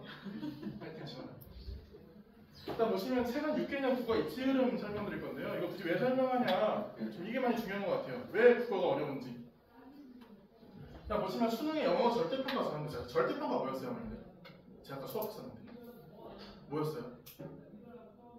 90 넘으면 A, 80 넘으면 B. 수능 영어 절대평가는요 90 넘으면 1등급, 80 넘으면 2등급이에요. 그럼 이제 대학교 입장에서는 또 항상 우리 국가는 예쁘게 만들어놨지만 대학교 입장에서는 영어 잘하는 애 뽑고 싶은데 난 100점짜리 뽑고 싶은데 100점짜리 1등급이고 그냥 90점짜리 1등급이면 안 보이잖아요. 그래서 영어를 어렵게 변별이 안 되다 보니까 수학은 당연한 거고 그냥 가만히 있던 국어하고 난리 치는 거예요 지금. 그래서 어떻게 난리 치고 있냐 보시면요. 일단 보시면은 2019학년도 그러니까 영어가 절대평가 된 지가 2018학년도였거든요. 딱 시험을 봤는데 변별이 안 나버리는 거예요 영어가. 국어를 알려친 건데 국어 2019 대학 국어가 열세다. 국어 최고 난도 보시면 최악의 표시 그다음에 평가원장 사퇴했어요. 이때 9시에서 나왔거든요. 이게 국어내라면서. 그다음에 2020년 또 다음 년도에 올해도 어려운 수능 문과 수학 국어 이과는 국어 가탐이 성과를 좌우한다. 여기 이과인데 수학 빠졌죠 지금. 수학은 당연히 잘한다 이거 이과는. 난리 국어가 난리나는 거죠.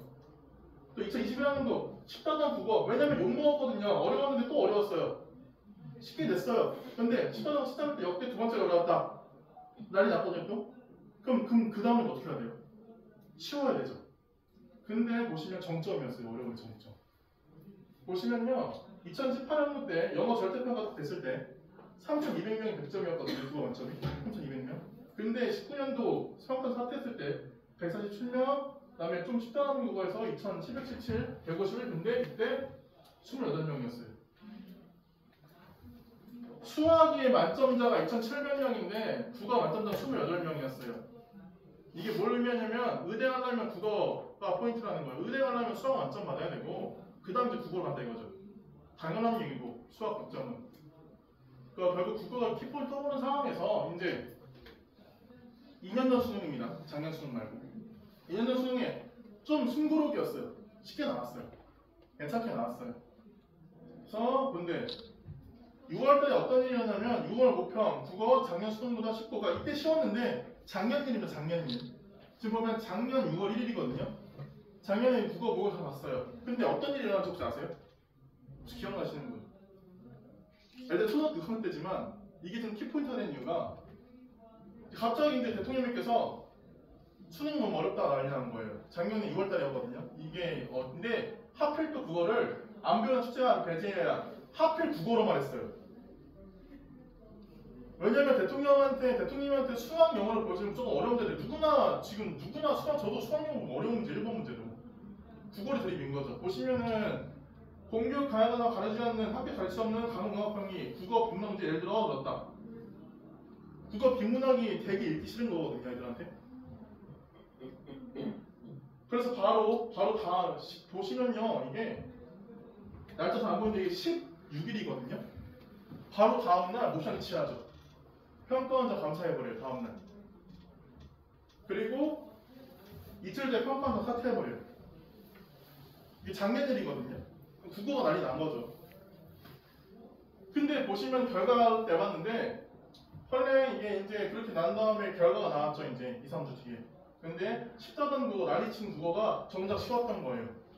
작년 수능 국어가 쉬웠는데 오히려 만점자가 더 많아졌고 결국 9월달 보니까 어떻게 됐을까요? 그러면 9월달에는 이 흐름을 보셔야 돼요. 어떻게 됐을까요? 윤 지시로 필력나 없어진 것이 맞나? 국어도 어려워지고 수학 진짜 폭증. 왜? 필력나 많이 친 게 국어랑 수학이었거든요. 국어에 어려웠던 단어가 표준 편차랑 뭐 이런 거였어요. 수학 개념이었거든요. 근데 대통령이 어떻게 하십니까? 이걸 애들이 고등학교 배운다는 걸. 그러니까 교교에 대한 그 갭이 있어 버리니까 수학은 쉬워져 버리니까 완전 폭증해버리고 국어는 더 어려워져 버리는 거예요. 애들이 국어는 어려운 걸 틀리는 게 아니라 실수로 틀려요. 수학 만점 속출에 최상위권 발달력 약화, 수능 국어 잘할 듯 하는데 이제 수능 봤잖아요. 어떻게 됐을까요? 어떻게 됐을 것 같으세요? 수능입니다. 필남 나온 불수능, 국어 역대 가장 어려워. 수학보다 더 어려워졌어요, 국어가. 그러니까 애들한테 객관적 난이도 수학이 더 어려울 거예요. 근데 결과론적으로 표준점수라고 하는 걸로 대학을 가는데 수학보다 높았어요, 국어가. 작년 처음으로. 쉽다고 냈는데 쉬우면 더 틀려요, 어머님들. 답답하시잖아요. 왜 국어를 틀려오는지. 쉬우면 더 틀리거든요. 보시면은 수학보다 국어 어려워. 수능 국어, 수학 모두 중요해져. 그 국어 난리 나버리는 거예요. 자, 이거에서 결국에는 웬만한 어머님들이 지금 친구들한테 많이 전화를 주시나봐요. 좀 미리 열어달라고. 자, 보시면요. 이게 작년 진짜 깨져서 잘 안 보이는데 보면은 작년 연수여고 1학년 등록하거든요. 연수여고. 보시면요. 연수여고인데요. 국수형에서 1등 교과시 수학 95.1, 영어 96.8이에요. 하나 틀린 놈이었거든요. 근데 국어 따위가 몇이에요? 85.1이에요. 보시면요. 수학영어에서 85점 맞으면요. 얘는 3등급이거든요, 지금. 근데 국어는 1등급이에요. 연수여고, 그럼 2학기는 좀 나아졌겠지. 엥? 똑같아요. 심지어 기말 때는요. 70 후반도 2등급 나왔어요, 연수여고 얘네들. 지금 고2 애들이요. 작년 고1 애들. 또 보시면 여기 옥년여고. 연수여고 시험 어려운 거 같겠지. 옥년여고. 쌤 국어평 50도 안 된다고 하셨어요. 알아보도 아닌데 50점도 안 된대요. 쌤 어렵다는 거지? 1컵 82점이래요. 아까 제가 말씀드렸죠. 엄마 나 국어 망했어. 85점 맞았어. 응급요구 아닌데 어머니가 막 국어 공부는 왜 그러냐 까느라 난리 쳤는데 알고 보니 1등급인 거예요.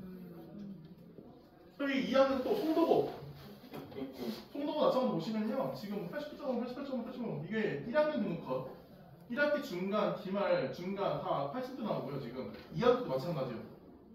80도 가져라 송도고인데 짱짱하잖아요. 송도고도 등급까지 가고 있는데 연수구도 보시면요. 그냥 1컷 70대 나는데요. 이건 작년 연수구 2학년도 마찬가지예요. 그러니까 국어가 아주 놀았어요 솔직히. 이거 완전 지금 너무 애들 국어 난리거든요. 허덕이거든요 지금. 요즘 애들 왜 그러냐 그러면 유튜브 틱톡 많잖아요. 요즘 애들 영어 보여주면 이해 못한대요. 영어를 짧게 줄여서 이해한대요. 옛날에는 학교 수업에서 영어 보여주면 되게 재밌어서 보잖아요. 그래서 선생님 물어본대요. 제 친구들한테 그래서 저기 무슨 내용이에요 이런대요. 30초와 1분, 1시간, 2시간 애들이 뭐에 기억하고 길들여졌을까요 요즘 애들은? 쇼츠 이런 거, 톡 쇼츠 이런 거 여기 길들여져 있는 거예요. 그러면은 국어는 이만한 게 나와서 자기가 이해를 해야 되는데 그 과정이 없어져 버리는 거예요. 지금 노트 정리도 안 돼 있고 요즘 애들은 쌤들이 노트 정리 시키면요 욕해요. 두닥다리라고. 그래서 지금 학원에서 많이 시키는 거거든요 지금. 빨리빨리 익숙해진 애들을 보니까 어휘력도 떨어지고요. 공공성에 반하는 의견 어떤 뜻일까요? 공공성에 반하는 의견. 공공성에 반대되는 의견이잖아요. 근데 연수여고 아이들이 작년에 공공성에 첫눈에 반한 걸 풀었어요. 진짜 웃으면 안 돼. 네 자기 자녀가 될 수도 있어요. 이런 거. 한번 물어보세요. 집에 가서 공공성에 반하는 의견이 뭐야? 엄마 반했대? 이런 게 되면 이제 끈기가 이제도 떨어져 버리고요. 논리도 약화돼 버려요. 그래서 유명한 말 있잖아요. 어쩔 TV. 그냥 논리가 막히니까 어쩔 TV 잃어버리는 거예요. 부끄럽 핑고 이러고. 또 요즘 아이들 결국에는 똑똑해요. 진짜 똑똑한 것 같아요. 꿈도 막 다양해졌고 많이 똑똑한데 SS 단문에 영 빠진 중고생 국어이 뚝뚝 떨어지고 있으면서 10년의 시간 동안 카카오톡이 한 1년째 나왔거든요. 2011학년도 10년 나왔으니까 10년밖에 안 됐는데 그 시간 동안 이제 아이들이 다 무너지고 있는 거거든요. 국어 기본 능력이 퇴보되면서 기본적인 문해력이 많이 떨어진 거죠. 영어 쌤들이 저한테 항상 하는 고민이 영어를 해서 시켜놨대요. 근데 내용을 모른대요. 해석된 내용이 뭔지 모르는 거예요. 수학에서도 고등학교 때 문제 풀렸는데 내용을 이해 못한대요. 결국 국어로 모든 과목을 배우거든요. 그거에 대한 기본적인 게 능력이 퇴보되버리면 많이 딜레이가 생겨버려요. 사회도 마찬가지, 과학도 마찬가지. 특히 사회 같은 경우도 원래 이과들 사회 되게 싫어하거든요. 이과들 사회를 봐야 되는지. 그럼 도대체 저랑 몇 번 과제도 한번 하셨겠지만 그때 착착 조용만 해주시고요. 문제 풀고 시작하면 도대체 그거 왜 어려운지 몇 개일까요? 몇 개일까요? 문제 잘 읽으시고요. 당당하게 말해주세요. 몇 개일까요?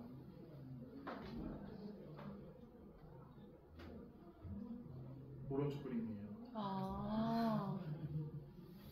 몇 개일까요? 왼쪽 오른쪽 설명드려야 되나요? 없어. 애들한테 국어 못한다 하시면 안 돼요. 애들은 더 긴장된 상황에서 와요. 특히 요즘 애들은 더 힘들어요. 몇 개 영어들에서 0개죠. 3개 하면 안 돼요, 어머님들. 다음 수식 안 받은 수는? 아까 찍어드릴까요? 찍으시면 되시죠. 이게 애들 문해력 판단하는 거거든요. 급한 애들, 성격 급한 애들 다 틀려요. 몇 몇일까요?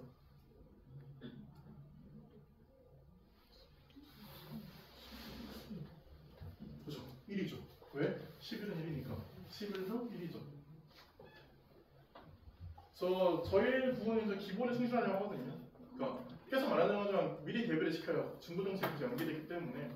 그래서 미리 경험하는 것에 대해서 이제 임주쌤이 들어 설명해 주실 거거든요. 그래서 고등국어는 약간 이런 경험이구나. 문제를 다 뺐어요, 제가. 힘드실까봐. 어쨌든 이런 기본 틀에서 국어 수업 진행하고자 합니다. 네, 감사합니다.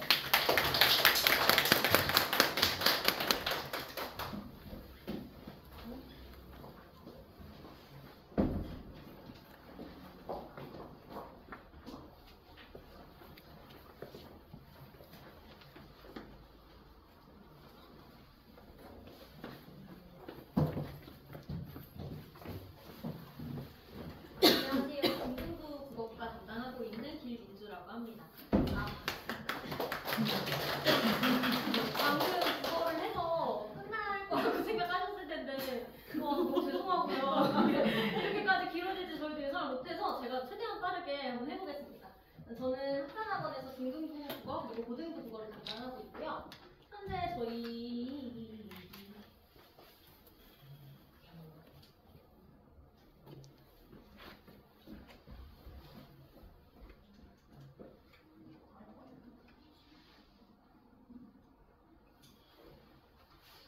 이걸로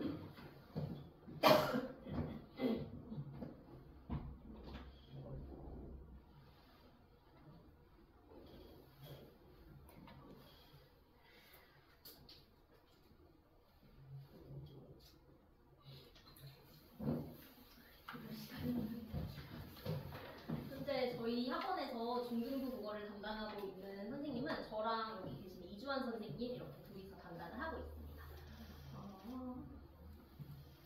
다른 학원에서는 되게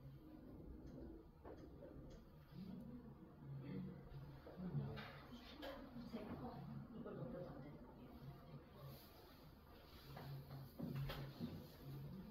되게 중등부 국어 선생님이라고 하면 이제 수능 국어와는 좀 거리가 있으신 아무래도 중등은 비교적 개념이 쉽다 보니까 수능 국어와는 거리가 있으신 선생님들께서 많이 수업을 하시는데요. 저희 학원은 이제 선생님도 그렇고 저도 그렇고 수능 국어 연구소에 있었고 저는 대성마임에게 있었고 선생님께서는 EBSI에서 또 연구를 오래 하셨던 경험이 있으십니다. 그래서 저희는 수능 국어와 좀 연계가 되는 수업을 진행하고 있다. 중등부 국어임에도 고등국어 이제 모의고사 텍스트를 가지고 수업을 진행하고 있다는 점을 이걸로 말씀드리려고 했는데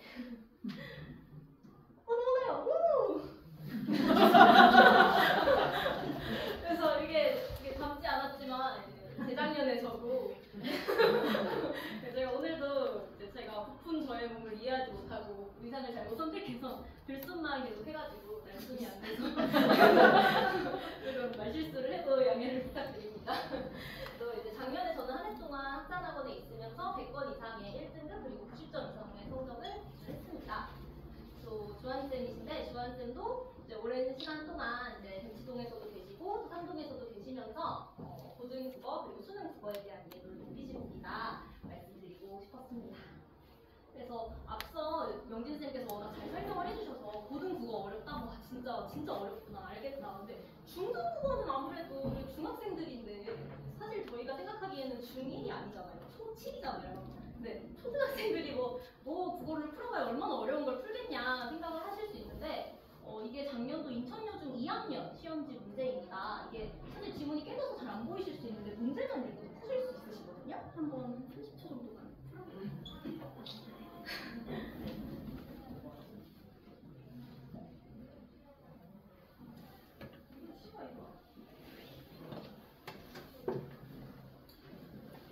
제가 30초를 못 기다리겠네요. 빨리 보내드려야 된다는 생각이 들어가지고 사실 음식에 대한 이해도는 아이들보다는 어머니께서 있으실 것 같아서 혹시 몇 번 하셨나요?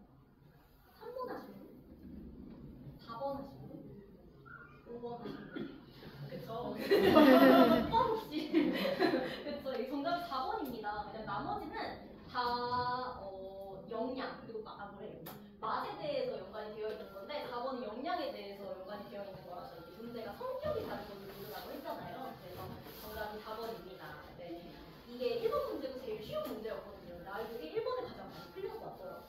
왜냐면 이제 문제를 풀어본 경험이 가장 좀 없는 학생이 첫 시험이었거든요. 2002학년에. 그래서 문제를 많이 풀어보지 않았다 보니까 발문보다는 이 선지를 먼저 읽고 다 맞는 말인데 다 지문에 있는 내용인데 뭐지 답이 없는데 하고서 멘붕이 와서 다른 문제들을 읽지도 못하고 끝납니다. 그래서 문제를 중학생들도 많이 풀어보는 경험이 중요하다라는 걸 꼭 말씀드리고 싶었습니다. 아직 중1 1학기는 시험도 안 보는데 국어를 굳이 꼭 미리 들어야 될 필요가 있을까? 라는 생각을 하실 수 있을 것 같아요. 중2는 아무래도 아시다시피 1년 내내 내신 시험이 존재하고 또 수행 평가도 있다 보니까는 내신 대비로 인해서 너무 지쳐서 고등 모의고사를 새로 익히기는 또 아이들이 부담을 많이 느낍니다. 또 중3 같은 경우에도 본격적으로 고등학생, 나 이제 내년에 고딩이야 이런 생각이 있다 보니까 그거 외에 과학이나 사회 같은 암기 과목에 대한 부담이 많이 커집니다. 또 우리 아이들은 과학과 사회를 모두 해야 되는 대전 교육과정 세대이기 때문에 더 학습 부담이 클 텐데요. 그렇기 때문에 중1 1학기는 내신 부담 없이 중학교 1, 3학년에 내신 지문을 다 학습하면서 논술 능력도 키우고 고등 모의고사를 접하기 가장 좋은 시기다라는 판단 하에 저희가 이번에 처음으로 중1 반 개강을 하게 되었습니다.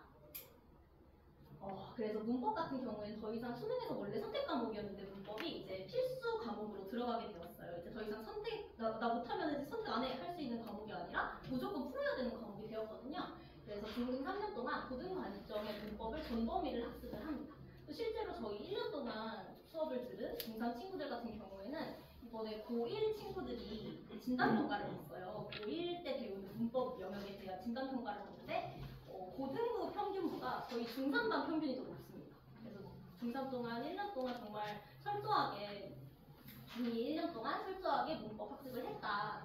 그리고 중1 친구들이 만약에 들어오게 된다면 3년 동안 3년 과정, 고등 3년 과정에 범위를 학습하는 거기 때문에 조금 더 꼼꼼하게 기초를 잘 다지고 공부를 할 수 있겠죠.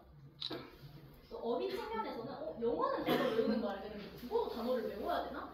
근데 뭐 아이들이랑 수업을 하다 보면은 심심한 사과 이런 거 있잖아요. 그게 정말 심심한 줄 알아요, 아이들이. 그래서 싸가지 없는데 심심하게 사과를 해? 약간 이런 식으로 받아들일 수 있기 때문에 국어도 한자, 성어, 속담 그리고 일반 어휘들 학습을 한다. 그리고 작년도에 청량중 2학년에 가장 고난도 시험 문제가 속담 문제였어요. 그래서 아이들이 그거 틀리면 98, 그거 맞으면 100 이렇게 받아왔거든요, 저희 아이들도. 그렇다 보니까 속담을 꼭 알아야 돼서 중1 때는 이제 한자 속담을 배우기 전인 중1 때는 꼭 암기를 하는 게 좋다라는 생각을 하게 돼서 커리큘럼을 짜게 되었습니다. 또 이제 논술인데요. 저희가 지금 무학년제 논술 수업을 운영하고 있습니다. 중학생이라면 누구나 들어올 수 있고 1, 2, 3학년 모두 들어올 수 있는 무학년제 논술을 운영하고 있는데요. 고등 교과서 내에 있는 작품을 읽고 그에 대한 글을 쓰거나 혹은 대학별 논술고사, 중1이 대학별 논술고사 이거 좀 많이 어렵지 않나 싶은데 저희 지금 한 반년 이상 수업을 들었던 이제 중2가 된 학생 같은 경우에는 정말 모범 답안과 거의 다르지 않은 답안을 써서 제출을 합니다.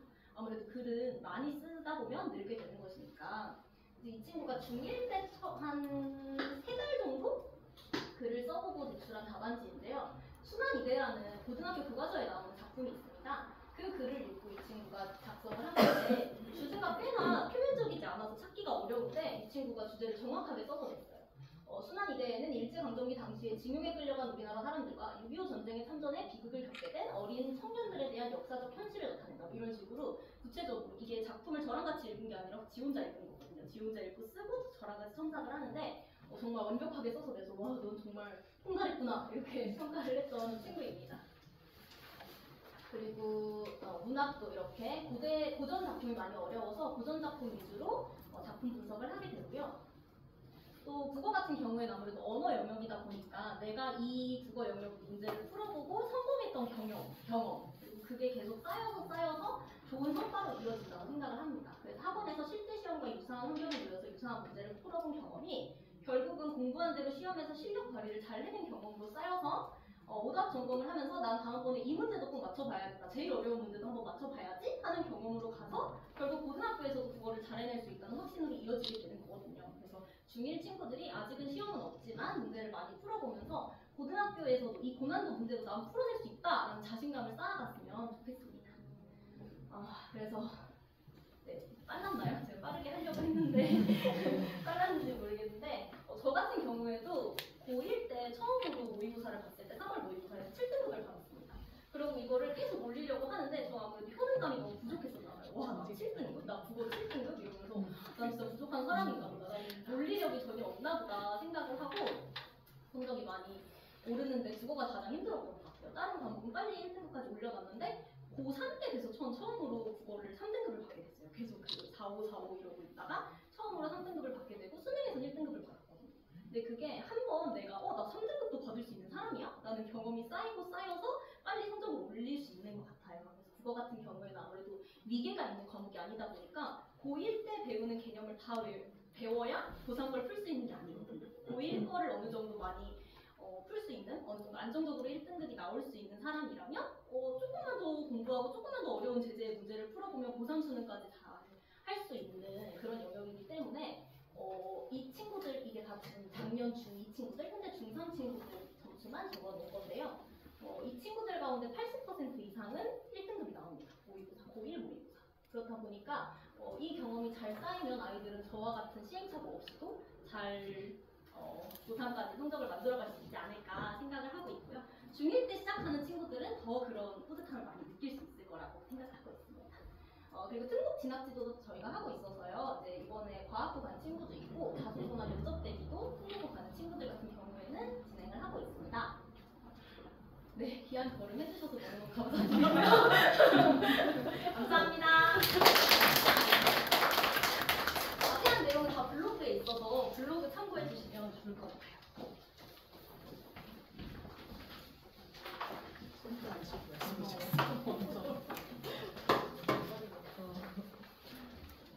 또 발표는 없고요.